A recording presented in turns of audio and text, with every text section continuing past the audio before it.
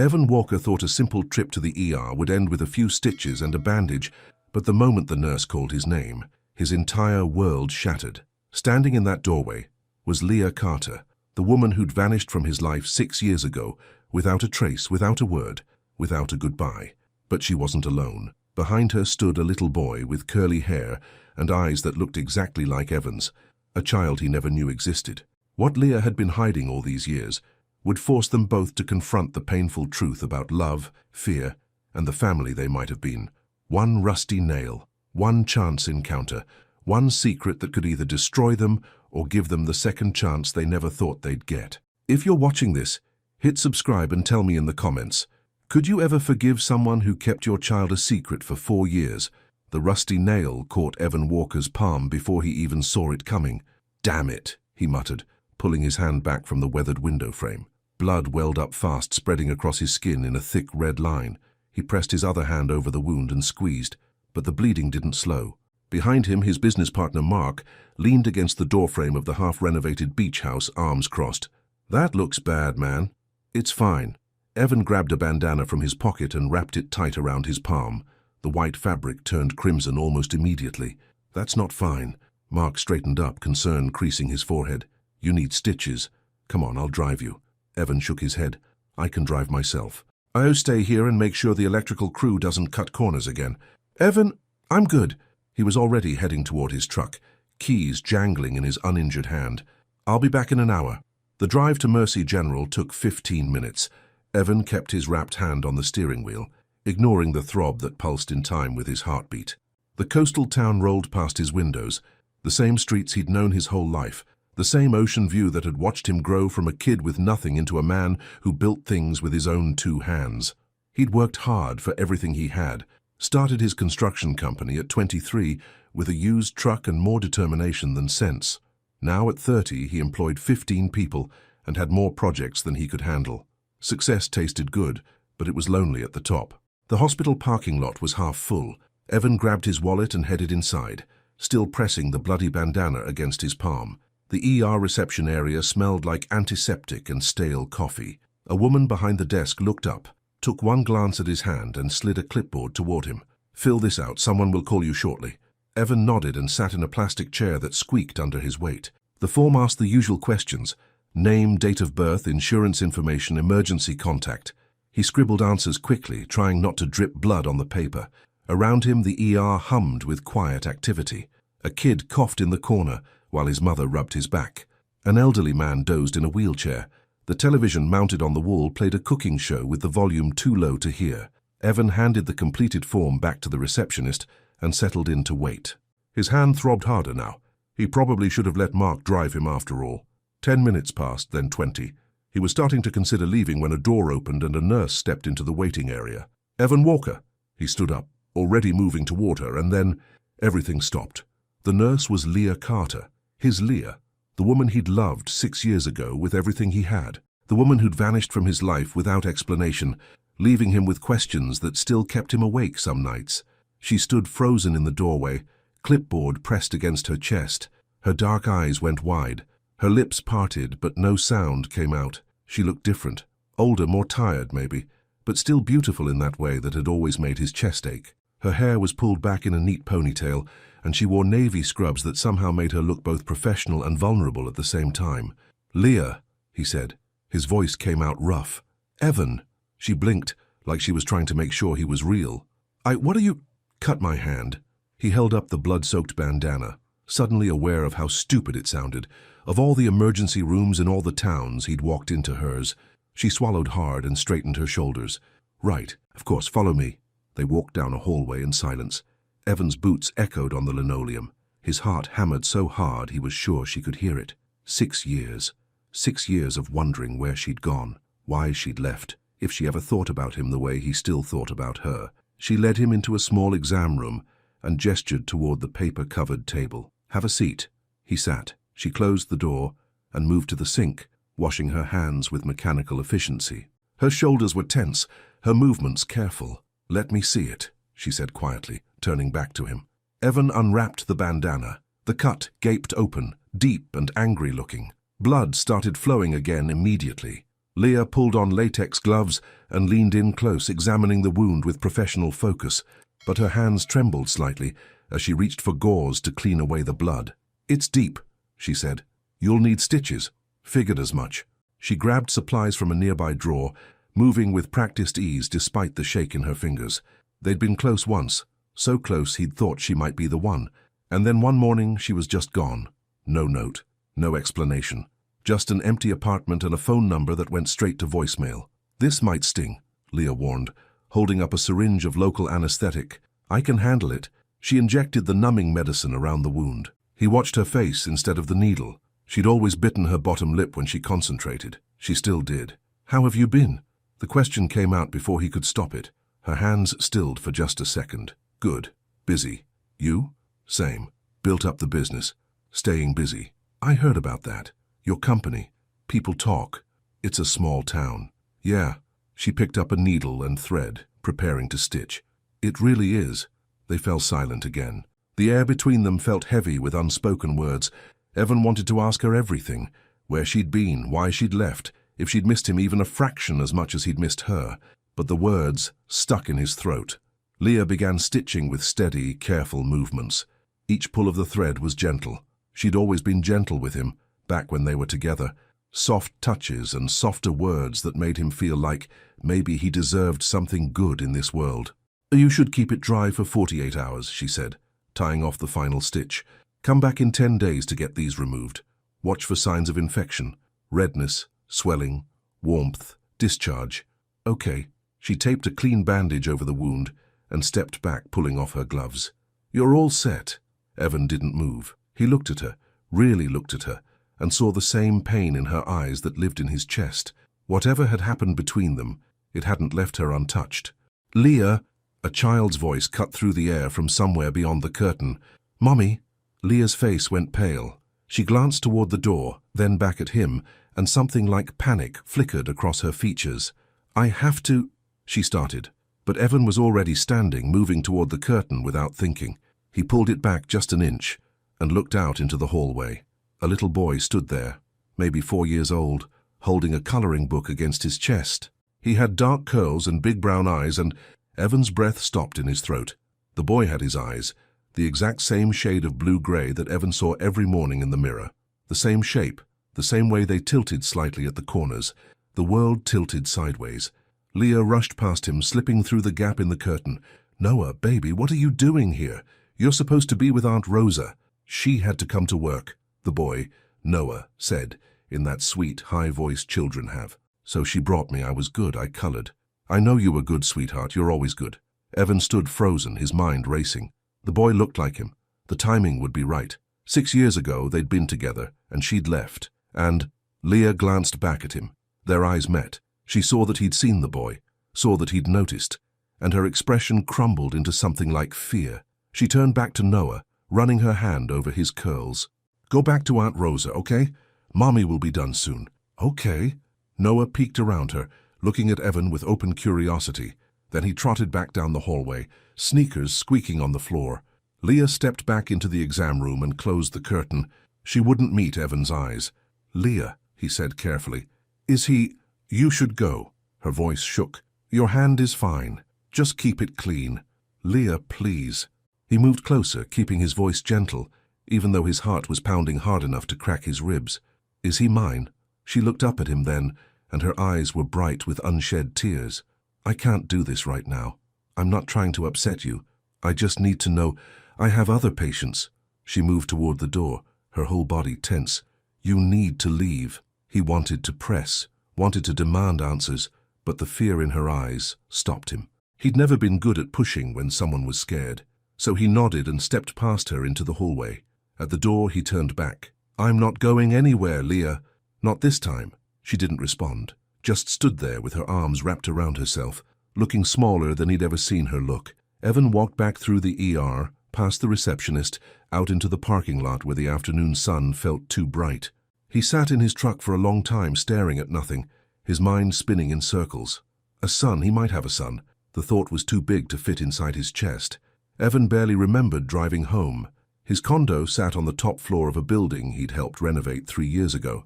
Exposed brick, Huge windows overlooking the water, more space than one person needed. He dropped his keys on the kitchen counter and stood there, staring at his bandaged hand. Noah. The boy's name was Noah. A knock at the door pulled him out of his thoughts. He opened it to find Mark standing there with 2 six-packs of beer and a concerned expression. "You've been gone 3 hours," Mark said, pushing past him into the apartment. "I figured either you died or something happened." "Something happened." Mark set the beer on the counter and turned, studying Evan's face. They'd been friends since high school, long enough that Mark could read him like a book. "What happened?" Evan sat on the couch and dropped his head into his hands. "I saw Leah." "Leah?" Mark's eyebrows shot up. "You're Leah? The one who—" "Yeah, she's a nurse at Mercy General. She stitched me up." "Holy shit." Mark sat down beside him. "How did that go?" "There's more." Evan looked up, meeting his friend's eyes. "She has a son, a little boy, maybe 4 years old. And Mark, he looks exactly like me." The silence stretched between them. Mark's expression shifted from surprise to understanding to something like sympathy. "You think he's yours?" "I asked her. She wouldn't answer, just told me to leave." Mark leaned back against the couch cushions, processing. That would mean she was pregnant when she left. Yeah. Why wouldn't she tell you? That was the question that had been eating at Evan for the past 3 hours. Why would Leah keep something like that from him? They'd been good together, happy even. He would have stepped up. He would have been there. "I don't know," Evan said quietly, "but I'm going to find out." "Man, maybe you should give her some space. This has to be a shock for her too." "Space?" Evan stood up and started pacing.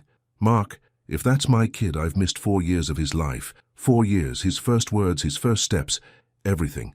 I get it, but you can't force this." "I'm not trying to force anything. I just want the truth." Mark grabbed a beer and cracked it open. "What are you going to do?" Evan looked out the window at the darkening sky. The ocean stretched endlessly in the distance, vast and unknowable. He felt the same way, lost in something too big to understand. "I'm going to talk to her," he said finally. "Tomorrow, when she's had time to think. And if she won't talk, then Evan didn't know what he'd do. But giving up wasn't an option. Not now. Not when there was a little boy with his eyes walking around in the world. A little boy who might be his son. Sleep didn't come easy that night. Evan lay in bed, staring at the ceiling, his mind replaying the moment he'd seen Noah over and over. The boy's face, his eyes, the way Leah had looked so scared. He thought about the life they'd had together 6 years ago. They'd met at a coffee shop. She'd been studying for nursing exams. He'd been reviewing blueprints for a project. She'd spilled coffee on his drawings, apologized 100 times, insisted on buying him another cup. They'd ended up talking for 3 hours. After that, they were inseparable. She made him laugh, made him feel like more than just a guy trying to prove himself. She was smart and kind, and had this way of seeing straight through his walls to the parts of himself he usually kept hidden. He'd been planning to ask her to move in with him. Had picked out a ring even, though he hadn't quite worked up the nerve to propose. And then one morning she was gone. He'd looked for her, called everyone they knew, drove past her apartment a dozen times. Her roommate said she'd packed up in the middle of the night and left no forwarding address. It was like she'd vanished into thin air.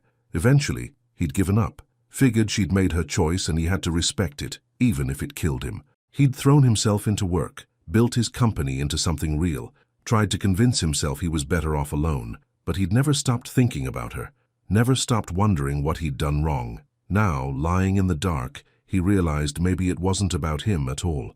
Maybe she'd left because she was scared, pregnant and scared and didn't know how to tell him. The thought made his chest ache. At 5:30 in the morning, he gave up on sleep. He showered, dressed, made coffee he didn't drink, and sat on his couch waiting for a reasonable hour to show up at the hospital. By 7, he couldn't wait anymore. Mercy General looked different in the early morning light, quieter, softer somehow. Evan parked his truck and walked to the main entrance, hands shoved in his pockets. He had no idea what he was going to say to her. He just knew he had to see her again. He didn't go inside. Instead, he found a bench near the side entrance where staff came and went, and he sat down to wait. An hour passed, then another. Nurses and doctors filtered in and out, some in scrubs, some in street clothes. He watched them all, looking for her face. Finally, at 9:15, the door opened and Leah stepped out into the sunlight. She looked exhausted.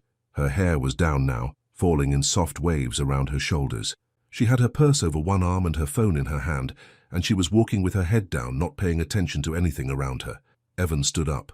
"Leah," She stopped so fast she almost dropped her phone. Her head snapped up, eyes wide. "What are you doing here?" "Waiting for you." "Evan, please." He took a step closer, keeping his hands visible, trying to look as non-threatening as possible. "Just give me 5 minutes. That's all I'm asking." She looked around like she was checking to see if anyone was watching. Then she sighed, a sound so tired it made his heart hurt. "There's a coffee shop 2 blocks from here," she said quietly. "I'll meet you there in 10 minutes. "Okay." She walked past him without another word, heading toward the parking lot. Evan watched her go, then started walking toward the coffee shop, his heart hammered in his chest. 10 minutes felt like an hour. When Leah finally walked through the coffee shop door, Evan was already sitting at a corner table with 2 cups of coffee in front of him. He'd remembered how she took it. Cream, no sugar. Some things you don't forget. She sat down across from him and wrapped her hands around the cup without drinking. "I'm sorry about yesterday," she said. "That wasn't fair to you. You don't have to apologize." "I do." She looked up at him, and he saw the dark circles under her eyes. "You deserved better than that." They sat in silence for a moment. Around them, the coffee shop hummed with morning activity. Students typing on laptops, workers grabbing drinks before their shifts, the espresso machine hissing and steaming. "Why did you leave?" Evan asked finally. 6 years ago. Why did you just disappear?" Leah's fingers tightened around her cup. She stared into the coffee like it might have answers written in the foam. "I got scared," she said softly. "You were doing so well with your business. You had all these plans, all this ambition, and I was barely making it through nursing school. I felt like I was holding you back." "That's not true. You never held me back." It felt true. She looked up at him, and her eyes were bright with old pain. "My dad left when I was 6. Just walked out one day and never came back. My mom spent the rest of her life trying to figure out what she did wrong. I grew up watching her fade away bit by bit. And when we were together, when things got serious, I got terrified that you'd leave too, that I wasn't enough to make you stay." Evan's throat tightened. "So you left first?" "Yeah, I left first." A tear slid down her cheek. She wiped it away quickly. "I thought it would be easier that way, cleaner. It wasn't easier for me." "I know. I'm sorry." He wanted to reach across the table and take her hand, but he wasn't sure if she'd let him. "Is Noah mine?" he asked gently. She closed her eyes. When she opened them again, they were filled with something that looked like fear and hope and exhaustion, all mixed together. "I don't know," she whispered. "Maybe." The word hit him like a punch. "Maybe. Not yes, not no, maybe." "You don't know."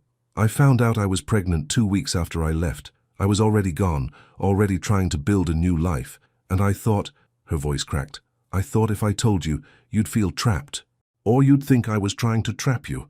And I couldn't handle that. Couldn't handle seeing you look at me like I'd ruined your life, Leah. So I kept it to myself, moved in with my aunt, had the baby, raised him on my own." She looked down at her hands. "I told myself I was protecting him, protecting both of us, but maybe I was just being a coward." Evan had to take a breath before he could speak. "You're not a coward. You're scared. There's a difference." "Is there?" Before he could answer, the coffee shop door opened and a small figure came running in. Noah, followed by an older woman who had to be Aunt Rosa. Noah spotted Leah immediately. "Mommy?" He ran to their table, and Leah caught him in a hug, pulling him close.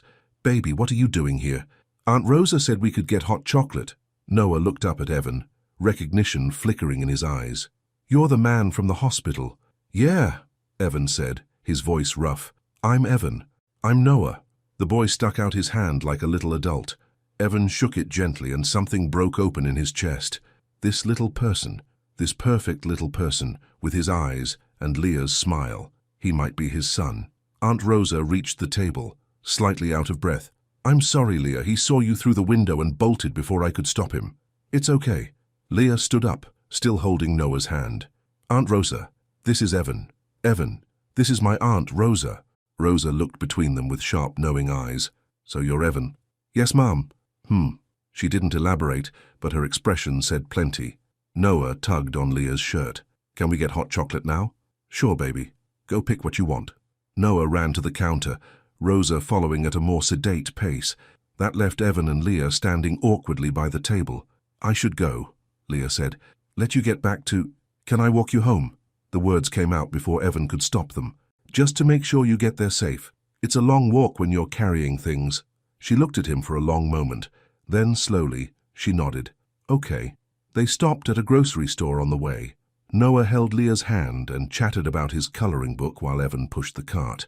It felt surreal, walking through the produce section like they were a normal family, like the past 6 years hadn't happened. Leah picked out apples and bananas. Noah asked for graham crackers and cheese sticks. Evan found himself adding things to the cart without thinking. Juice boxes, string cheese, the kind of snacks a kid might like. At the register, Leah pulled out her wallet, but Evan was already handing his card to the cashier. "You don't have to do that," Leah said quietly. "I want to." They walked the last 3 blocks to her apartment in comfortable silence. Noah kept peeking up at Evan, curiosity written all over his little face. Leah's place was a small 2-bedroom on the 2nd floor of an older building. The stairs creaked under their weight. She unlocked the door and Noah ran inside, heading straight for a box of toys in the corner. Evan set the grocery bags on the kitchen counter. The apartment was small but warm. Photos on the walls, crayon drawings stuck to the fridge with magnets, a worn couch with a blanket draped over the back. "This is nice," he said. "It's home." Leah started unpacking groceries. Her movements were careful, controlled. Noah appeared at Evan's elbow, holding up a wooden block. "Want to build with me?" Evan looked at Leah. She gave a small nod. "Sure," Evan said, lowering himself to the floor. "What are we building?" "A castle, for the dinosaurs." They built in silence, stacking blocks while Noah provided running commentary about which dinosaur lived where and why the T-Rex needed the biggest room. Evan found himself smiling, something warm and unfamiliar spreading through his chest. When the castle was done, lopsided but sturdy, Noah looked up at him with those blue-gray eyes. "Will you come again?" he asked, so quietly Evan almost didn't hear it. Evan glanced at Leah. She stood in the kitchen doorway watching them with an expression he couldn't quite read. "If your mom says it's okay," Evan said carefully. Noah looked at Leah with hopeful eyes. "Can he, Mommy? Please?" Leah's hands twisted together. She looked scared again, but underneath the fear was something else, something that looked a little bit like hope. "We'll see, baby," she said softly. At the door, Evan paused. Leah stood close enough that he could smell her shampoo, the same kind she'd always used, something floral and clean. "We're not ready for answers yet," she said quietly, looking up at him. "I need time to think, to figure out how to do this." "Okay, thank you for being patient." He wanted to tell her he'd be patient for however long it took, that he wasn't going anywhere this time, but the words felt too big, too much. So he just nodded and headed down the stairs. Outside, the afternoon sun was warm on his face. Evan sat in his truck for a long time before starting the engine. Inside that apartment was a little boy who might be his son, a woman he'd never stopped loving, a whole life he didn't know existed. And for the first time in 6 years, he felt like maybe, just maybe, he had something worth fighting for. That evening, Evan sat on his couch with his phone in his hand. He'd typed and deleted a dozen messages to Leah. Nothing felt right. Everything felt too heavy or too casual or just wrong. Finally, he settled on something simple. "Thank you for today." He stared at it for 5 minutes before hitting send. The response came 20 minutes later. Just 3 words, but they made his heart skip a beat. "Thank you for being gentle." Evan read it over and over, looking for hidden meanings, trying to understand what she was feeling. Then he set his phone down and leaned back, closing his eyes. Tomorrow he'd go back to work. He'd inspect job sites and review contracts and do all the normal things he did to keep his business running. But underneath it all, his mind would be on Leah and Noah, on the possibility of a family he'd never known he could have, on the chance that maybe, just maybe, he could get it right this time. Morning came too early. Evan rolled over and grabbed his phone, checking for messages, even though he knew Leah probably wouldn't text. She hadn't. He got up anyway, showered, dressed, and tried to focus on the day ahead. Work was supposed to be a distraction. It wasn't. At the beach house renovation, Mark found him staring at the same blueprint he'd been holding for 15 minutes. "You're not even seeing that, are you?" Mark asked. Evan blinked and set the paper down. "No. You thinking about her?" "And Noah." "Yeah." Mark leaned against the workbench, arms crossed. "What are you going to do?" "I don't know. She asked for time. I'm trying to give it to her." "That's probably smart." "Doesn't feel smart. Feels like torture." His phone buzzed in his pocket. Evan pulled it out so fast he nearly dropped it. The message was from Leah. "Noah keeps asking about you. If you're free tomorrow afternoon, we'll be at Harbor Park around 2, just to see." Evan's heart kicked hard against his ribs. He typed back immediately. "I'll be there." 3 dots appeared, then disappeared, then appeared again. Finally, "Okay. Good news?" Mark asked, reading his expression. She wants me to meet them at the park tomorrow. That's progress, man. Progress? Yeah, maybe. Or maybe it was just Leah being kind, letting him see Noah once more before she pulled away again. Evan tried not to think about that possibility. The rest of the day dragged. He went through the motions, checking work, talking to contractors, reviewing estimates. But his mind was already at Harbour Park, imagining Noah running across the grass, imagining Leah sitting on a bench watching them. That night, he barely slept again. Harbour Park sat right on the water, with a playground, picnic tables and a walking path that curved along the shoreline. Evan arrived 15 minutes early, parked his truck, and sat on a bench near the playground. The afternoon was warm and clear. Families scattered across the grass, kids on swings, parents pushing strollers, dogs chasing tennis balls. Normal life, the kind of life Evan had never quite figured out how to build for himself. At 2 o'clock exactly, Leah appeared on the path with Noah's small hand tucked in hers. She wore jeans and a simple blue shirt, her hair pulled back in a ponytail. Noah had on a striped t-shirt and light-up sneakers that blinked red with every step. When Noah spotted Evan, his face lit up. Evie, the nickname, hit Evan square in the chest. He stood up, smiling. Hey, buddy. Noah tugged on Leah's hand, pulling her toward him. Can I show him the swings? Leah looked at Evan, something uncertain in her eyes. If Evan wants to. I'd love to, Evan said. They walked to the playground together. Noah ran ahead, his light-up shoes flashing. When they reached the swings, he climbed onto one and looked at Evan expectantly. Push me? Sure thing. Evan moved behind the swing and gave it a gentle push.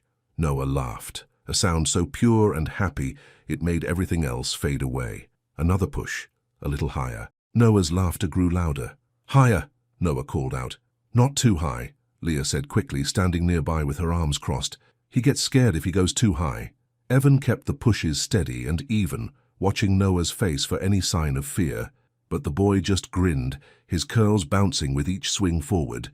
After a while, Noah jumped off and ran to the sandbox. Evan followed, settling into the sand beside him, while Leah sat on a nearby bench, watching. What are we building? Evan asked. A tower, a really tall one. They worked together, Noah directing with the confidence of someone who knew exactly what he wanted. Evan helped pack sand into buckets and turn them over, creating walls and turrets. Other kids played around them, but Noah stayed focused on his tower, occasionally reaching over to fix something Evan had done. You're good at this, Noah said seriously. Thanks. You're a good teacher. Noah beamed. Then, without warning, he leaned against Evan's arm, comfortable and trusting. Something cracked open in Evan's chest, a feeling so big and overwhelming he couldn't name it. This little person barely knew him, but he was already letting Evan in, trusting him, and Evan would do anything to be worthy of that trust. When the tower was finished, Noah ran to get Leah so she could see it. She walked over, admiring their work with genuine enthusiasm. That's amazing, baby. You did such a good job. Evie helped. I can see that. She glanced at Evan, and for just a second her guard came down. She looked at him the way she used to, soft and warm and full of something that might have been affection. Then she looked away. They spent another hour at the park. Noah showed Evan his favorite hiding spot behind a big tree, taught him the proper way to go down the slide, feet first, arms up, and explained in great detail why dinosaurs were better than dragons. Evan listened to every word, memorizing the sound of Noah's voice, the way he pronounced his R's like W's, the gap between his front teeth when he smiled.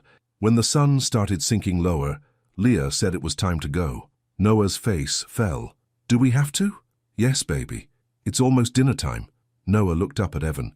Will you come again? Evan glanced at Leah. She bit her bottom lip, then nodded almost imperceptibly. Yeah, buddy. I'll come again. Promise. Promise. They walked back to the parking lot together. At Leah's car, Noah gave Evan an unexpected hug, quick and fierce, then climbed into his car seat. Leah stood by the driver's door, keys in hand. Thank you for coming. Thank you for inviting me. He really likes you. I really like him. She looked at him then, really looked at him, and Evan saw all the fear and hope and uncertainty swirling in her eyes. She opened her mouth like she was going to say something important, then closed it again. I should go, she said instead. Okay. But neither of them moved. They stood there in the parking lot, caught in a moment that felt too fragile to break. Finally, Leah got in her car and drove away. Evan watched until her taillights disappeared around the corner. Over the next 2 weeks they fell into a pattern. Evan would stop by Leah's apartment after work with takeout or groceries. Sometimes Leah would invite him in, sometimes they'd just talk on the porch. Noah was always excited to see him, always had a new story or drawing to share. They didn't talk about the past, didn't talk about paternity or what any of this meant. They just existed together, carefully building something new on top of old foundations. Evan learned that Noah loved peanut butter sandwiches cut into triangles, hated green beans but loved broccoli, and could recite every dinosaur name from a book he'd memorized. He learned that Leah worked 3 12-hour shifts a week at the hospital, that she was trying to save money for a house, that her favorite food was still Thai curry. He started keeping toys in his truck, a stuffed dinosaur, a small wooden train set, coloring books, just in case, just to see Noah smile when he pulled them out. One evening, Evan arrived to find Leah sitting on her porch steps, head in her hands. Noah was inside with Aunt Rosa. "What's wrong?" Evan sat beside her, keeping a respectful distance. "Nothing, everything, I don't know." She looked up at him, exhausted. "The car needs new tires. The landlord raised the rent. My student loans are crushing me. And Noah needs new shoes because he's growing faster than I can keep up with. Let me help." "I can't ask you to do that."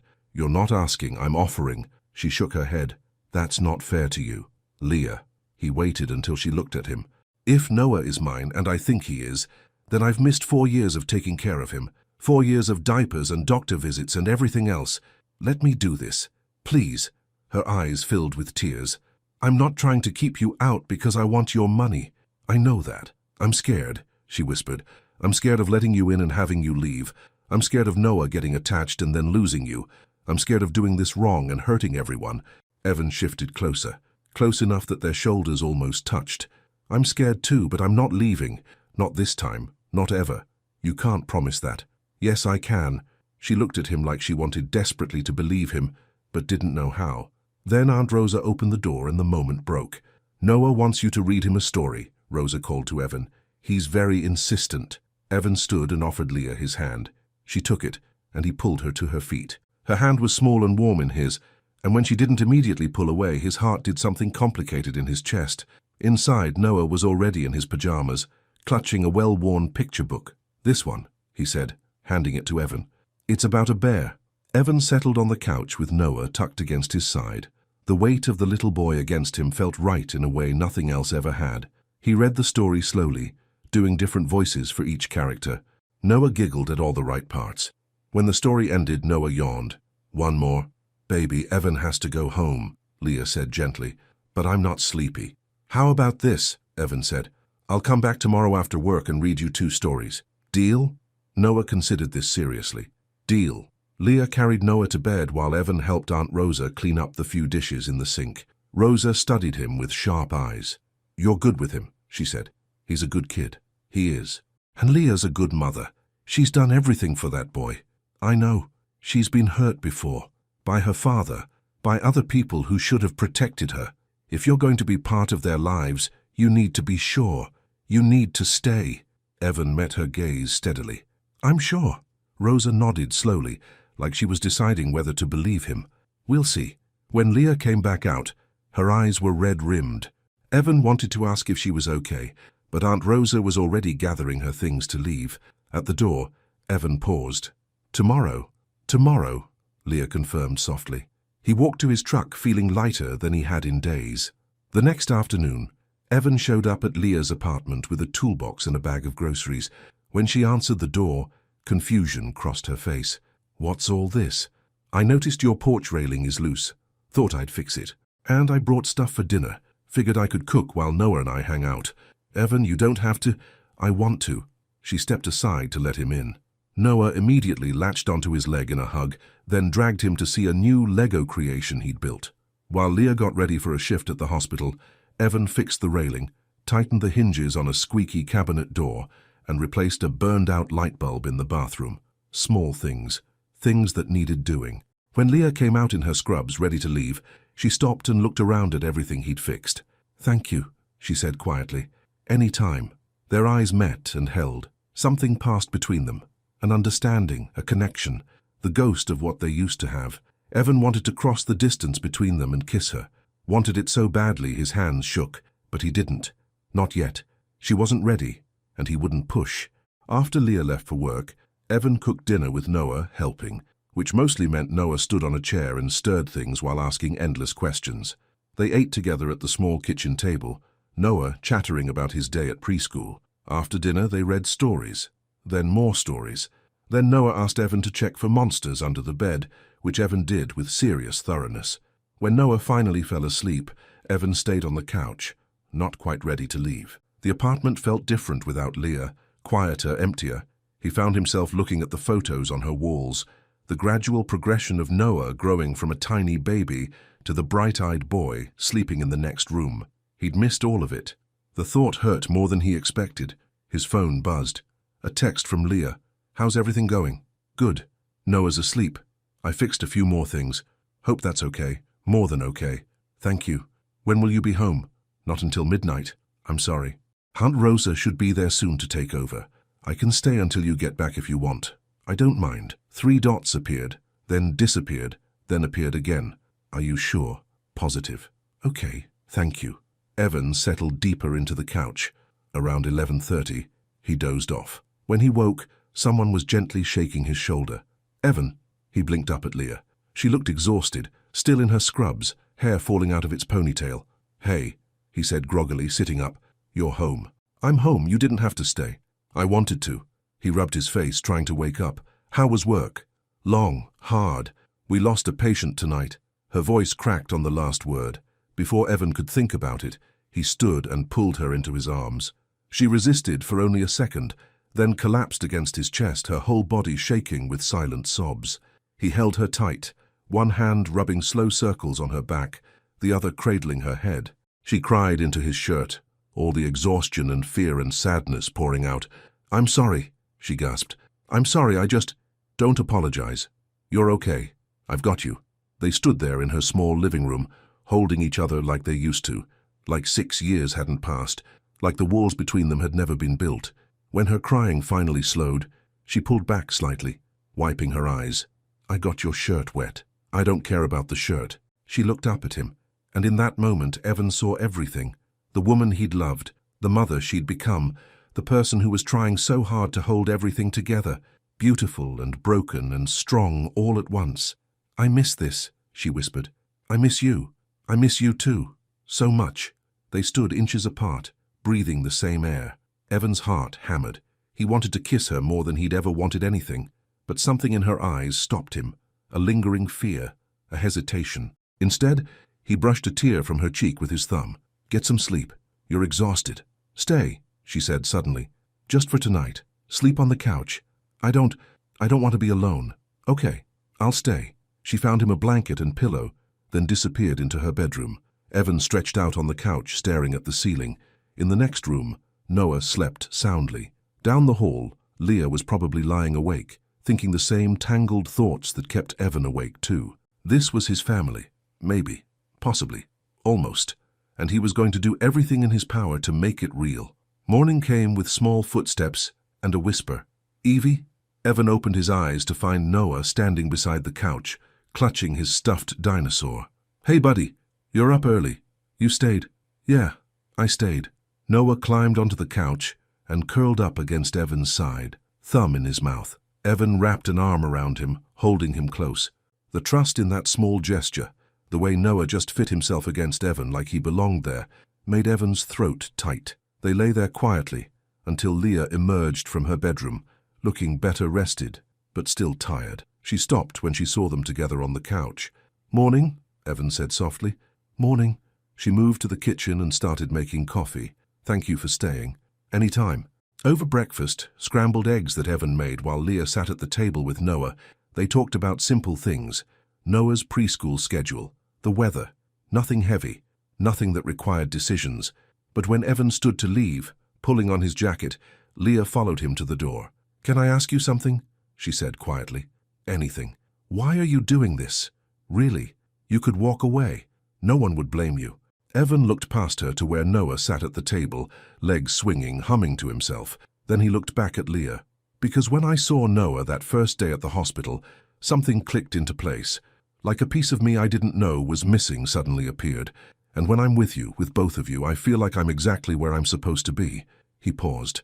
I know I can't make up for the past, but I can be here now, and I will be, for as long as you'll let me. Leah's eyes shimmered with tears. I want to believe you. Then believe me. She nodded slowly, like she was trying to convince herself. Okay. The following week brought an unexpected complication. Evan was at a job site when his phone rang. Leah's name flashed on the screen. Hey, he answered. Everything okay? Noah's preschool just called. He told his teacher he has a daddy now, and they're confused because his records list no father. They think there's some kind of custody situation going on, and they're asking questions, and I don't know what to tell them, and... Leah, breathe. It's okay. It's not okay. What if they call social services? What if they think I'm lying about something? What if...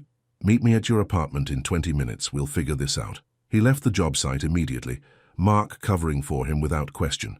When he got to Leah's place, she was pacing on the porch, phone clutched in her hand. They want me to come in tomorrow to talk, she said as soon as she saw him.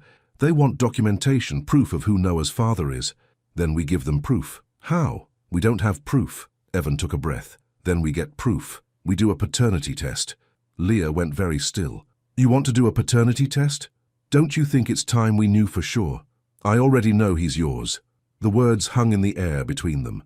Evan's heart stopped, then started again, faster. You know, I've known since the day he was born. I was too scared to tell you. Evan sat down hard on the porch steps. 4 years. She'd known for 4 years and never said anything. All this time, he'd had a son, and she'd kept it from him. The anger came swift and hot. How could you do that? How could you keep him from me? I was scared. Her voice rose. I was terrified and alone, and I thought you'd hate me for ruining your life. Ruining my life? Leah, he's my son. Knowing him could never ruin my life. You don't know that. You don't know what you would have felt 4 years ago when you were just starting your business and I was pregnant and broke, and I would have stepped up. Evan stood, his whole body shaking.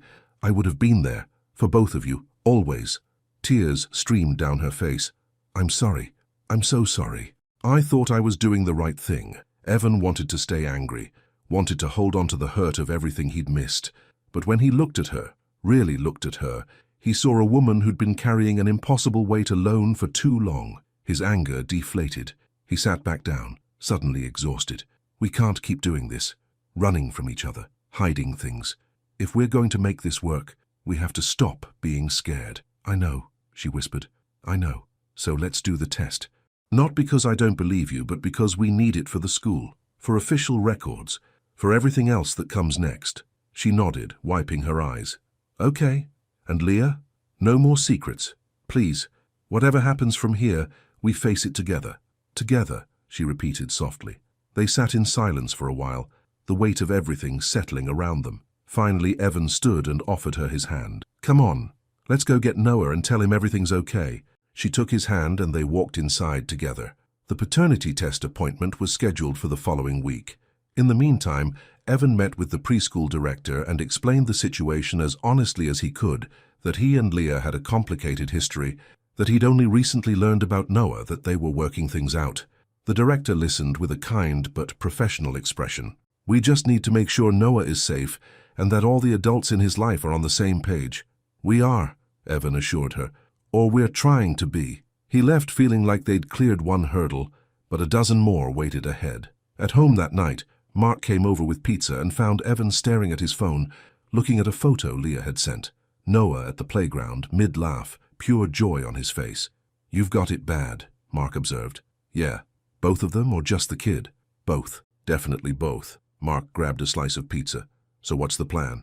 Get the test results, make sure the school knows I'm his father, figure out custody stuff, try to convince Leah that I'm not going anywhere. That's a lot. I know. You ready for it? Evan looked at the photo again. Noah's eyes, his eyes, crinkled at the corners when he laughed, just like Evan's did. Yeah, he said. I'm ready. The night before the test, Evan couldn't sleep. He lay in bed thinking about everything that was about to change. By this time tomorrow, he'd have legal proof that Noah was his son. And then what? Would Leah want him more involved? Would she push him away again? Would Noah understand what it all meant? His phone buzzed. A text from Leah. You awake? Yeah, can't sleep. Me neither. I keep thinking about tomorrow. Me too. How are you feeling? 3 dots appeared and disappeared several times. Finally, scared, hopeful, grateful you're here. All of it at once. We're going to be okay, all three of us. I'm starting to believe that. Evan stared at those words for a long time. Starting to believe. It was a beginning. It was enough. Try to get some sleep. Tomorrow's a big day. You too. Good night, Evan. Good night, Leah. He set his phone down and closed his eyes, and for the first time in a long time, sleep came easily. Tomorrow, everything would change. Tomorrow, he'd have proof that he was a father. And maybe, just maybe, he'd start to have proof that he could have the family he'd always wanted. The clinic waiting room smelled like antiseptic and nerves. Evan sat beside Leah, their knees almost touching, while Noah played with a toy truck on the floor between them. It's just a quick swab, the nurse had explained when they checked in. Simple and painless, results in 3 to 5 business days. 3 to 5 days. Evan already knew what the results would say, but having it official, having legal documentation, would change everything. It would make him Noah's father on paper, not just in his heart. Leah's leg bounced with anxiety. Evan reached over and gently placed his hand on her knee. She stilled, looking at him with wide eyes. "It's going to be okay," he said quietly. "I know. She glanced at Noah, who was making engine noises with the truck. "What if this changes things between you two? What if knowing for certain makes it feel different?" "It won't. Nothing about how I feel about him depends on a test result." She nodded, but he could see the fear lingering in her eyes. Noah Carter. A technician appeared in the doorway with a clipboard. Leah stood, reaching for Noah's hand. Evan stood too, and after a moment's hesitation, Leah took his hand as well. They walked back together, the three of them connected. The test itself took less than 5 minutes. The technician swabbed the inside of Noah's cheek first, talking to him in a cheerful voice about his toy truck. Noah barely seemed to notice the swab. Then she did Evan's. "All done," she said brightly. "You'll receive an email with the results within 5 business days." Outside, the afternoon sun felt too bright. Noah ran ahead to the car, his light-up shoes flashing.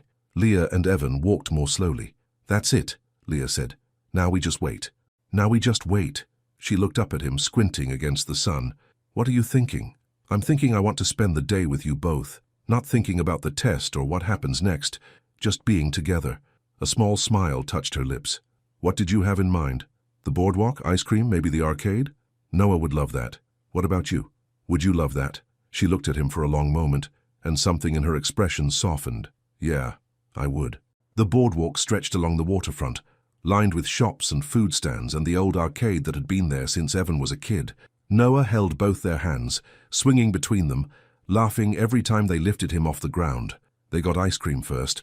Noah chose chocolate with rainbow sprinkles. Leah got strawberry, Evan got vanilla, and Noah insisted on trying everyone's flavors. "Mine's best," Noah declared, chocolate smeared on his chin. "Obviously," Evan said seriously, wiping Noah's face with a napkin. They walked slowly, letting Noah stop to look at everything that caught his interest. A street performer juggling, a dog wearing a bandana, a window display of toys. Evan bought Noah a small wooden boat from a craft vendor. Noah immediately insisted on naming it Evie's boat. "We can sail it in the fountain," Noah said, already running toward the decorative fountain in the center of the boardwalk. They sat on the edge while Noah sailed his boat in circles, making whooshing sounds. Other children played nearby, but Noah was content in his own world. Leah moved closer to Evan on the fountain's edge, close enough that their shoulders touched. Neither of them moved away. "This is nice," she said softly. "Yeah, it is. I keep waiting for something to go wrong. Maybe nothing will go wrong." She looked at him. "Do you really believe that?" "I'm trying to." A comfortable silence settled between them. Evan watched Noah play, watched the pure joy on his face, and felt something settle in his chest. This was right. This moment, this day, these people, it was all right. After the fountain, they went to the arcade. Noah's eyes went wide at all the flashing lights and sounds. Evan loaded a card with credits, and they played skee-ball, racing games, and a basketball shooting game where Evan let Noah win. At the claw machine, Noah pressed his face against the glass, pointing at a stuffed elephant. "That one, can you get that one?" Evan had never been good at claw machines, but he fed in credits and tried anyway. First attempt, missed. Second attempt, grabbed it but dropped it. Third attempt. The elephant fell into the prize chute. Noah squealed with delight, hugging the elephant tight. "You did it, Evie. You got him." "What are you going to name him?" Leah asked. Noah thought very seriously. "Mr. Wrinkles." Leah laughed. really laughed, and the sound made Evan's heart skip. He hadn't heard her laugh like that in years, bright and genuine and beautiful. As the sun started to set, they walked back to the parking lot. Noah was getting tired, dragging his feet, clutching Mr. Wrinkles. Evan scooped him up without thinking, settling the boy on his hip. Noah's head immediately dropped onto Evan's shoulder. "Sleepy?" Evan asked. "No," Noah mumbled, already half asleep. Leah walked beside them, her hand occasionally brushing Evan's arm. At the car, she helped buckle Noah into his car seat. The boy was asleep before they even pulled out of the parking lot. "Want to get dinner?" Evan asked. "I can pick something up and bring it to your place." "Actually," Leah bit her lip, "do you want to come over and cook together? Like we used to?" The invitation felt significant, like she was opening a door she'd kept locked. "I'd like that." At Leah's apartment, they worked side by side in the small kitchen. Evan chopped vegetables while Leah seasoned chicken. They moved around each other easily, falling into an old rhythm neither had forgotten. "You remember when we tried to make that complicated French dish?" Leah said, laughing softly. "And we ended up burning everything. We ordered pizza at midnight and ate it on your apartment floor. You had flour in your hair for 3 days. You had garlic on your breath for a week." They laughed together, the sound filling the small space. It felt like old times, like 6 years hadn't passed, like they were just two people in love making dinner together. But they weren't the same people anymore. They'd both grown, both changed. Leah was a mother now. Evan was, hopefully, a father. The stakes were higher, the risks greater. "I've been thinking," Leah said, as they sat down to eat, Noah still sleeping in his room, "about what happens after we get the results." "What about it?" "You'll want to be more involved in Noah's life, which is good, he needs you, but I need to know—" She paused, gathering courage. "I need to know what you want from me." Evan set down his fork. "What do you mean? Are we just co-parenting? Is that all this is? Because I need to know so I can protect myself." "Protect yourself from what? From hoping for more than you're willing to give?" Evan's chest tightened. He'd been trying to be patient, trying not to push, but maybe that had been the wrong approach. Maybe she needed to hear the truth. "Leah, I'm not here just for Noah. Yes, I want to be his father, but I also want—" He took a breath. "I want you. I want us. The way we used to be, except better this time. Stronger." Her eyes went wide. "Evan, I never stopped loving you. Not once in 6 years. And being here with you now, seeing the person you've become, the mother you are, I love you even more." Tears spilled down her cheeks. "You can't just say things like that." "Why not?" "Because what if you change your mind? What if you wake up one day and realize this is too hard, too messy, too complicated? Then I'll work through it. With you. I'm not running, Leah, not this time, not ever." She stood abruptly, walking to the window. Her shoulders shook. Evan stood too, moving behind her but not touching her, giving her space.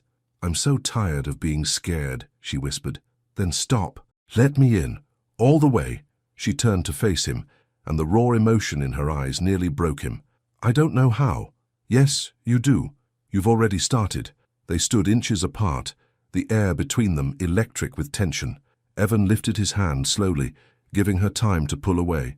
She didn't. He cupped her face gently, his thumb brushing away her tears. "I'm here," he said softly. "Right here. And I'm not leaving. Promise?" "Promise." And then, finally, he kissed her. It was gentle at first, tentative, careful, testing the waters. But when she made a small sound and pressed closer, wrapping her arms around his neck, the kiss deepened. 6 years of longing poured into that kiss. 6 years of missing each other, of broken hearts slowly healing, of finding their way back. When they finally pulled apart, both breathing hard, Leah rested her forehead against his. "I love you," she whispered. "I never stopped either. I tried to, but I couldn't." "Good. Don't try." She laughed, a watery sound. "This is crazy." "Probably. What if we mess it up? Then we'll fix it. Together." That word, together, seemed to settle something in her. She nodded and kissed him again, softer this time, but no less meaningful. From down the hall came a small voice. "Mommy?" They pulled apart. Leah wiped her eyes, trying to compose herself. "I'm here, baby." Noah appeared in the doorway, rubbing his eyes, clutching Mr. Wrinkles. He took in the scene, his mother's tear-stained face, Evan standing close, and his little brow furrowed with concern. "Why are you sad?" "I'm not sad," Leah said, kneeling down to his level. "I'm happy, Very happy. Happy crying? Yes, happy crying. Noah seemed to accept this. He padded over to Evan and lifted his arms. Up, Evan picked him up, holding him close. Noah's small arms wrapped around his neck, warm and trusting. Evie's staying? Noah asked hopefully. Evan looked at Leah. She gave a small nod. Yeah, buddy, I'm staying. That night, after Noah fell back asleep, Evan and Leah stayed up late talking. Really talking, for the first time since he'd walked back into her life. She told him about the pregnancy, how scared she'd been, how Aunt Rosa had taken her in, how she'd cried herself to sleep most nights those first few months. She told him about Noah's birth, about holding him for the first time, and seeing Evan's eyes looking back at her. I almost called you so many times, she admitted. I'd have my phone in my hand, your number pulled up, and I'd just freeze. I couldn't make myself do it. I wish you had, but I understand why you didn't. Do you? Because I'm not sure I do anymore. Evan took her hand, lacing their fingers together. You were protecting yourself, and Noah. It makes sense, even if it hurt. I'm sorry for all of it. I know, and I forgive you. Those simple words seemed to lift a weight off her shoulders. She sagged against him, and he wrapped his arm around her, holding her close. What happens now? She asked. Now we wait for the test results. Then we figure out custody arrangements, legal stuff, all the practical things. That sounds complicated. Probably will be, but we'll handle it. She tilted her head to look up at him. And us? What about us? What do you want? I want... She paused, gathering courage. I want to try again. For real. Not just for Noah, but for us. Then that's what we'll do. Slow, though. I need slow. As slow as you need. She kissed him then, sweet and brief, but full of promise. Stay tonight? On the couch? I'll stay wherever you want me. They fell asleep on the couch together. Leah curled against his chest, his arms wrapped around her. It was the best sleep Evan had gotten in 6 years. The next few days passed in a blur of normalcy that felt almost surreal. Evan went to work, but left early to spend time with Noah and Leah. They had dinner together every night. He helped with bath time, read bedtime stories, fixed more things around the apartment that needed attention. The town started to notice. At the hardware store, the clerk asked if he was finally settling down. At the coffee shop, 2 women whispered and glanced their way. Mark reported that the job sites were buzzing with gossip. Let them talk, Evan said. I don't care. But Leah cared. He could see it in the way she tensed when people stared, the way she looked over her shoulder when they walked down the street together. Everyone's watching us, she said one evening as they walked to the park. Does that bother you? A little. I'm not used to being the center of attention. They'll get bored eventually. Move on to the next piece of gossip. She didn't look convinced, but she held his hand anyway. At the hospital, things got more complicated. 2 nurses cornered Leah in the break room, asking pointed questions about Noah's father. Leah called Evan afterward, voice shaking. They think I've been lying this whole time. One of them said I was being irresponsible, not having his father listed on official documents. You want me to come down there? No, I needed to hear your voice. The test results will come soon. Then we'll have proof. Then everyone will know the truth. I'm tired of defending myself. Then don't. You don't owe anyone explanations. But he knew it wasn't that simple. Not in a small town where everyone knew everyone's business. Not when there was a child involved. On day 4 of waiting, Evan got a call from his lawyer, a guy he'd used for business contracts but who also handled family law. I looked over the situation, the lawyer said. Once you have the paternity results, we'll need to establish formal custody arrangements, file the paperwork with the court. It's all pretty straightforward as long as both parents agree. We agree we want shared custody. Good, that'll make it easier. We can probably have everything filed within a month. A month?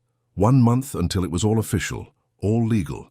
1 month until Evan was officially Noah's father in every way that mattered. That night, he told Leah about the call. She listened quietly, nodding at the right places. A month sounds fast, she said. Is that okay? I think so. Yeah. It means you'll have legal rights, be able to make decisions about school, medical stuff, everything. We'll make those decisions together. She smiled. I know. Noah was playing in the living room, building a tower with blocks. Evan watched him, this small person who'd become the center of his world so quickly.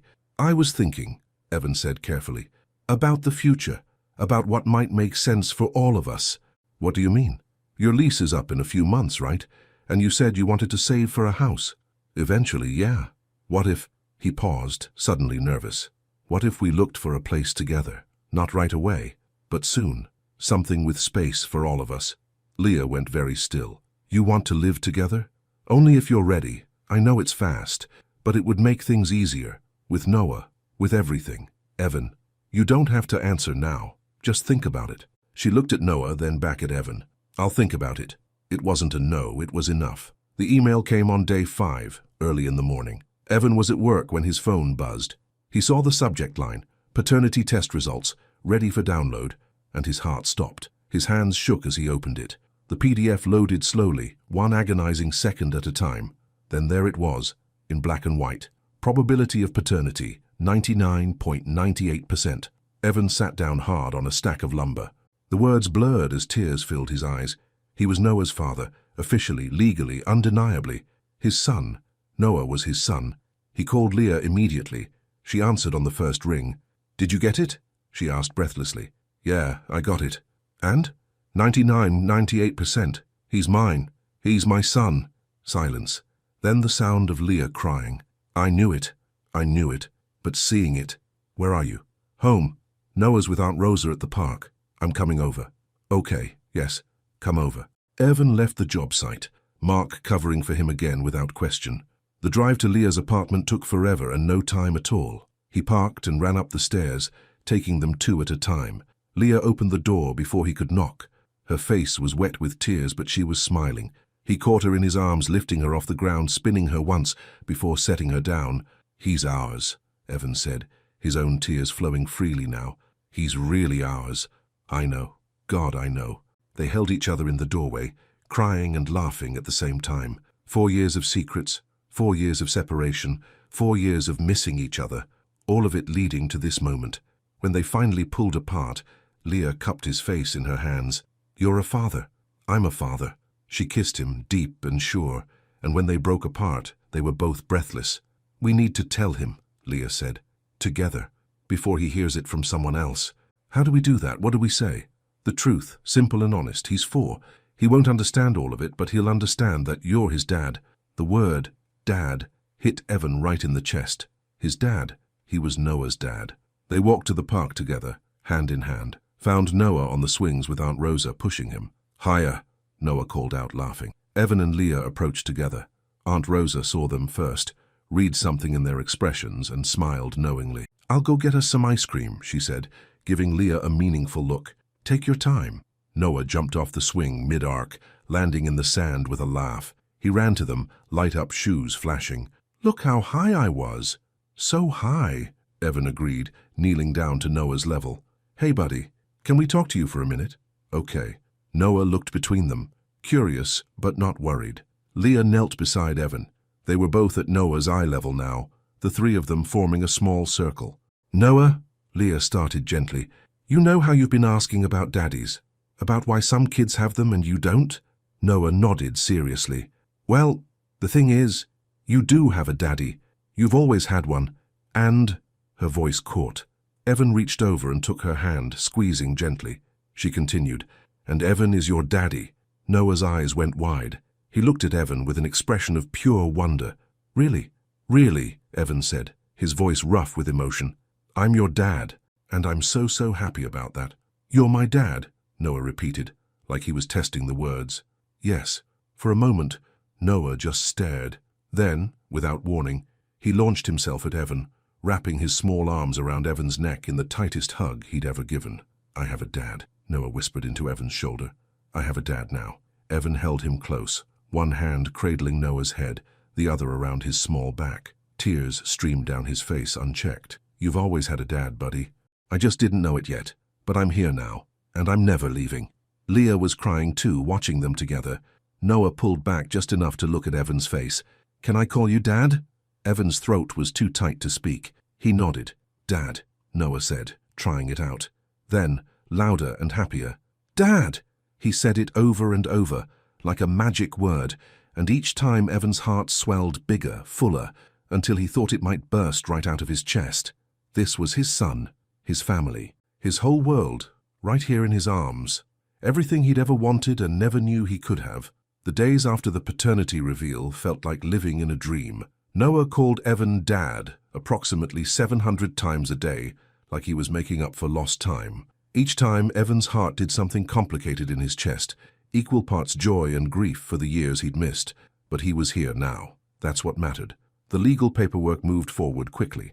Evan's lawyer filed the paternity acknowledgement with the court, along with a petition for shared custody. Leah signed everything without hesitation, and her signature beside his on those documents felt significant, like they were building something real and permanent together. At work, Evan found himself distracted. Mark caught him staring at his phone for the dozenth time, looking at a photo Noah had insisted on taking, a blurry selfie of the three of them at the park. "You've got it bad," Mark said, grinning. "Yeah, I do. When are you going to make it official?" "Make what official? Come on, man. You're practically living there. You're in love with her. Noah calls you dad. When are you going to actually propose?" Evan hadn't let himself think that far ahead. He was still getting used to being a father, still navigating the careful dance of rebuilding a relationship with Leah. Marriage felt like too much, too soon. But the seed was planted. And once it was there, he couldn't stop thinking about it. That weekend, Evan helped Leah paint Noah's bedroom. The walls had been a dingy beige, and Noah had requested dinosaur green. They settled on a soft sage color that Noah approved of after serious consideration. While Noah napped, Evan and Leah worked side by side, painting in comfortable silence. Music played softly from Leah's phone. Paint splattered on their clothes. It was messy and domestic and perfect. "I've been thinking about what you said," Leah said suddenly, "about finding a place together." Evan paused mid-stroke, trying to keep his voice casual. "Yeah? I'm scared, but I think I want that, for all of us." He set down his paint roller and turned to face her. "You sure?" "No, but I'm learning that being sure isn't always possible. Sometimes you just have to trust." "And you trust me?" She met his eyes. "I'm trying to, and I think I'm getting there." It wasn't a declaration of absolute faith, but it was honest, and Evan appreciated honesty more than empty promises. "Then let's start looking," he said. "No pressure. We'll take our time, find something that feels right. Something with a yard. Noah needs space to run, and a good kitchen for cooking together, and an office space for you, for blueprints and business stuff." They were planning a life together, building a future. The reality of it settled warm in Evan's chest. Leah stepped closer, getting paint on his shirt when she wrapped her arms around his waist. "Thank you." "For what?" "For being patient with me. For not giving up." He kissed the top of her head. "Never." The following Tuesday, Leah's phone rang during dinner. She glanced at the screen and frowned. "It's the preschool," she answered, and Evan watched her expression shift from confusion to concern to something like panic. "Okay, yes. I'll be right there." She hung up and grabbed her purse. "Noah hit another kid. They want me to come get him." "I'll come with you." "You don't have to." "I'm coming." They drove to the preschool in tense silence. When they arrived, the director met them in the office. Noah sat in a small chair, tear-streaked and defiant. "What happened?" Leah asked, kneeling beside him. The director explained. Another boy had said Noah was lying about having a dad. Noah had pushed him, hard enough that the other child fell and scraped his knee. "Noah," Leah said gently, "we don't hit. You know that." "He said I was lying." Noah's voice rose, wobbling. "He said I didn't have a dad and I was making it up." Evan knelt down too, so he was eye level with Noah. "Hey, look at me, buddy." Noah turned, eyes swimming with tears. "You're not lying," Evan said firmly. "I am your dad, and no one gets to tell you different. But pushing isn't how we handle it when people say mean things." "But I know. He was wrong. But you have to use your words, not your hands, understand?" Noah nodded miserably. "I'm sorry." "It's okay, we all make mistakes. But you need to apologize to the other boy, okay?" They sorted it out. Apologies exchanged, scraped knees bandaged, teachers satisfied. On the drive home, Noah was quiet in the back seat. "You okay, baby?" Leah asked, glancing in the rearview mirror. "I just wanted everyone to know," Noah said softly, "that I have a dad now, that he's real." Evan's throat tightened. He reached back and squeezed Noah's knee. "I'm real, buddy, and I'm not going anywhere." That night, after Noah was asleep, Leah collapsed on the couch beside Evan. "This is harder than I thought." "What is?" "All of it. Blending our lives, dealing with other people's reactions, helping Noah adjust. We're figuring it out." "Are we?" She looked at him, exhausted and uncertain. "What if we're moving too fast? What if we're confusing him?"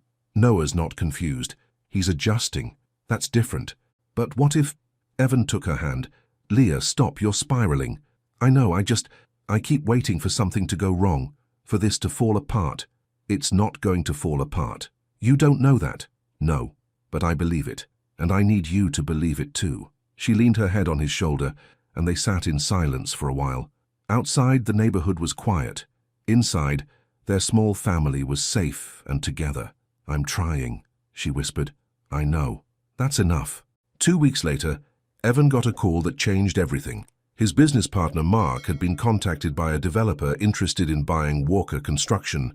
The offer was substantial, enough money that Evan would never have to work again if he didn't want to. It's a good deal, Mark said over lunch. Really good. You could retire at 30. Live on the beach. Do whatever you want. Evan stared at the contract paperwork spread across the table. 6 years of blood, sweat and tears reduced to numbers on a page. What do you think I should do? He asked. I think you should consider it, but not because of the money. Mark leaned forward. You've been distracted lately. Your heart isn't in this anymore. It's with them, Leah and Noah. Maybe it's time to let the business go and focus on what really matters. Evan thought about it all afternoon. That evening he brought it up with Leah while they did dishes together, Noah playing in the living room. A developer wants to buy the company, he said, scrubbing a plate. What? Evan, that's huge. What are you going to do? I don't know. Part of me wants to keep building, keep growing, but another part, he paused. Another part thinks maybe Mark's right. Maybe it's time to step back, spend more time with you and Noah. Leah set down the dish she was drying. You love that company. You built it from nothing. I do, but I love you more, both of you. Her eyes went soft. You can't make this decision based on us. Why not? You're my family. That matters more than any business. But what if you regret it later? What if you resent us for it? I won't. You don't know that. Evan turned to face her fully. Leah, for 6 years I poured everything into that company because I didn't have anything else. Now I do. Now I have you and Noah, and that's worth more than any amount of money or success. She looked at him like she was seeing him clearly for the first time. You really mean that? Every word. She stepped into his arms, and he held her close. Whatever you decide, I'm with you. We're with you. Evan spent the next week thinking. He reviewed the offer, consulted with lawyers, talked it through with Mark. The money was good. The terms were fair. It was a clean exit. But it also meant giving up something he'd built with his own hands, something he'd been proud of. One evening he sat on Leah's porch while she put Noah to bed. Aunt Rosa came out and settled beside him. You've got something on your mind, she observed. How can you tell? I'm old, I know things. She smiled. Talk to me. Evan explained about the offer, about the decision weighing on him. Rosa listened quietly. When he finished, she was silent for a long moment. My husband worked himself to death, she said finally. Literally, heart attack at 53 sitting at his desk. He missed so much of our kids growing up because he was always working, always trying to provide. And you know what he told me in the hospital right before he died? What? He said he wished he'd worked less and loved more. She looked at Evan. You've got a chance most men don't get. A chance to choose your family first. Don't waste it. The words settled deep in Evan's chest. That night he made his decision. The paperwork took 3 weeks to finalize. Evan sold Walker Construction to the development company for enough money to secure his family's future. He kept a small consulting role, enough to stay connected to the work he loved without the stress of running everything. When it was done, he felt lighter, freer, like he'd been carrying a weight he hadn't realized was there. He told Leah over dinner at his condo, the first time she'd been there. Noah was with Aunt Rosa for the evening, giving them rare time alone. You really did it, she said, looking at him across the table. You sold the company. I did. How do you feel? Relieved, excited, a little scared. Of what? Of not knowing what comes next. She reached across the table and took his hand. We'll figure it out together. There was that word again. Together. It had become their promise, their anchor. After dinner, they stood on his balcony overlooking the water. The ocean stretched endlessly under the night sky, dark and mysterious and beautiful. I've been thinking, Evan said carefully, about us, about the future. What about it? I want to make this official, not just for Noah's sake, but for us. He turned to face her. I want to marry you, Leah. Not today, not tomorrow, but eventually. When you're ready, when it feels right. She looked up at him, eyes shining. Are you proposing? Not yet, I'm just letting you know where my head is, so there are no surprises. I appreciate that. And what do you think? She was quiet for a moment, and Evan's heart hammered against his ribs. Then she smiled, really smiled, bright and genuine. I think eventually sounds perfect. Relief flooded through him. He pulled her close and kissed her, and she melted against him. The kiss was slow and deep, full of promise and possibility. When they finally pulled apart, both breathing hard, Leah rested her forehead against his. "I love you," she said. "I should say it more. I love you, Evan. So much it scares me sometimes. I love you too, and you don't have to be scared anymore. I'm trying not to be. That's all I ask." They stood on the balcony until the air grew cold, wrapped in each other's arms, planning a future that finally felt possible. 3 months passed in a blur of house hunting and family dinners and bedtime stories. They found a place, a small house with a yard and enough bedrooms for everyone. It needed work, but Evan knew how to fix things, and this time he'd have help. The day they got the keys, all three of them walked through the empty rooms. Noah ran from space to space, his voice echoing, claiming the bedroom with the window seat as his own. "This is really ours?" Leah asked, standing in the living room. "All of ours?" "All ours." She turned in a slow circle, taking it all in. "We're really doing this, building a life together." "Yeah, we are." Noah ran back to them, breathless and happy. "Can we paint my room dinosaur green here too?" "Absolutely," Evan said, scooping him up. "Whatever you want, buddy." That night they had a picnic on the living room floor. Sandwiches and juice boxes and cookies, no furniture yet, just blankets spread across the hardwood, but it felt like home already. After they ate, Noah curled up between them, drowsy and content. "Tell me a story, Dad," he said, the word casual now, natural. Evan looked at Leah. She smiled and nodded. "Once upon a time," Evan began, "there was a little boy who was brave and smart and kind, and he had a mom who loved him more than anything in the world. One day the boy met a man who didn't know it yet, but who would become his dad, and together, the three of them built something special, a family, a real family. And they lived happily, ever after," Noah supplied sleepily. "Even better," Evan said, looking at Leah, whose eyes were bright with tears. "They lived, just lived together, every day, and that was the best kind of happy there is." Noah fell asleep in the middle of the story, his small body warm and trusting between them. Evan and Leah sat quietly, listening to him breathe, not ready to disturb the perfect peace of the moment. "Thank you," Leah whispered. "For what? For not giving up on us. For being patient. For being exactly what we needed. You did the hard part. You raised him alone for 4 years. You built a life from nothing. We both did." She reached across Noah and took Evan's hand. "But now we don't have to do it alone anymore. No, now we're a team, a family." "A family," Evan echoed. 6 months after the paternity test, Evan stood in Noah's new bedroom, helping him arrange toy dinosaurs on a shelf. They'd painted the walls together, all three of them, even though Noah's help mostly meant getting paint everywhere. The room was perfect, exactly what a little boy needed. Through the window, Evan could see Leah in the backyard, planting flowers in the garden bed he'd built. She wore old jeans and one of his t-shirts, her hair pulled back, dirt smudged on her cheek. She'd never looked more beautiful. "Dad?" Noah tugged on his sleeve. "Yeah, buddy? Are you happy?" The question caught Evan off guard.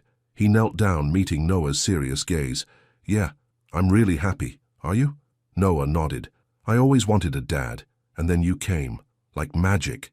"Not magic, just luck. Really good luck. Will you always be my dad? Forever?" "Forever and ever. I promise." Noah hugged him tight, and Evan held on, breathing in the smell of kid shampoo and paint and home. Later that evening, after Noah was asleep, Evan and Leah sat on their new porch swing, watching the sunset paint the sky in shades of orange and pink. "You know what I realized today?" Leah said. "What?" "I'm not scared anymore. Or at least, not as scared. I look at you, at Noah, at this house we're building together, and I feel safe, happy, home." Evan wrapped his arm around her shoulders, pulling her close. "Good, because you are home. We all are. How did we get here? From that day in the ER to this? One day at a time, one conversation at a time, one choice at a time." She tilted her head up to look at him. "I choose you. Every day. I choose you. And I choose you. Both of you. Always." They kissed as the sun dipped below the horizon, the sky turning from gold to purple to deep blue. Around them, their neighborhood settled into evening quiet, dogs barking in the distance, wind chimes tinkling, the soft sounds of other families in their own homes. Inside, Noah slept soundly, secure in the knowledge that both his parents were there, that he was loved, that his family was whole. And on the porch, Evan held Leah close and thought about how a simple cut, a rusty nail on an ordinary afternoon, had changed everything, had brought him face to face with a past he'd thought was lost forever, had given him a son he didn't know existed, had returned to him the love of his life. Sometimes the best things came from unexpected pain. Sometimes you had to bleed a little to find your way home. "I love you," he whispered into her hair. "I love you too," she whispered back. "So much." A year later, on a warm Saturday afternoon, Evan knelt in their backyard while Noah and Leah worked on the garden. He'd been planning this for months, waiting for the right moment, and this perfect ordinary day felt exactly right. "Leah," he called her name, his voice carrying across the yard. She looked up, dirt on her hands, a smile on her face. "Yeah?" He walked over to where she stood, Noah watching curiously. His heart hammered, but he wasn't nervous. He'd never been more sure of anything in his life. "I love you," he said simply. "I love you and I love Noah and I love this life we've built together, and I want to keep building it forever." He pulled a small box from his pocket and opened it. Inside was a simple ring, nothing flashy, just a band of gold with a small diamond. Leah's hands flew to her mouth. "Will you marry me?" he asked. "Will you be my wife, officially and forever?" Tears streamed down her face. She nodded, laughing and crying at the same time. "Yes, yes, of course, yes." He slid the ring onto her finger and stood, pulling her into his arms. Noah ran over, jumping up and down. "Are you getting married?" he asked excitedly. "Like in movies?" "Yeah, buddy," Evan said, not taking his eyes off Leah. "We're getting married. Can I be in it? You're going to be the most important part of it." Noah cheered, running circles around them. Leah laughed through her tears, holding up her hand to catch the sunlight on the ring. "I can't believe this is real," she said. "Believe it. We're getting married. We're getting married." She kissed him then, deep and sure, and Evan felt everything click into place.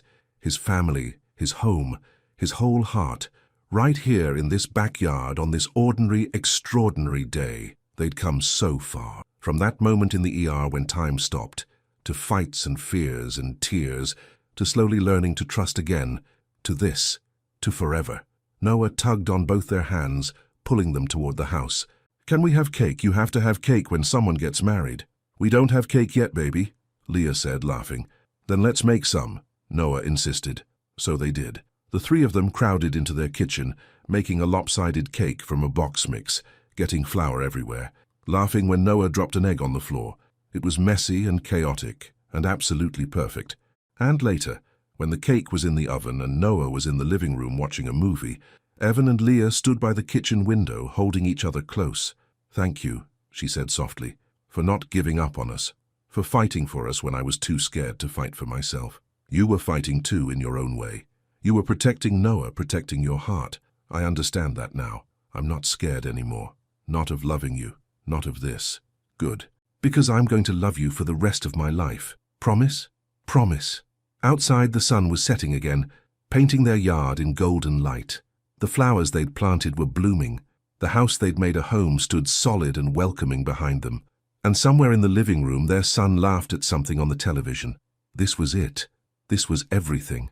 A family built from second chances and brave choices. A love that had survived separation and fear and doubt. A little boy who'd brought them together and given them both a reason to be better, braver, stronger. Not a perfect life, but a real one, a good one filled with ordinary moments that somehow became extraordinary just by being shared. Evan kissed Leah's forehead and held her close, and for the first time in as long as he could remember, everything felt exactly as it should be. They were home, they were happy, they were whole. And tomorrow and every day after that, they would wake up and choose each other again. Choose this life, choose this love, together, always together. The end.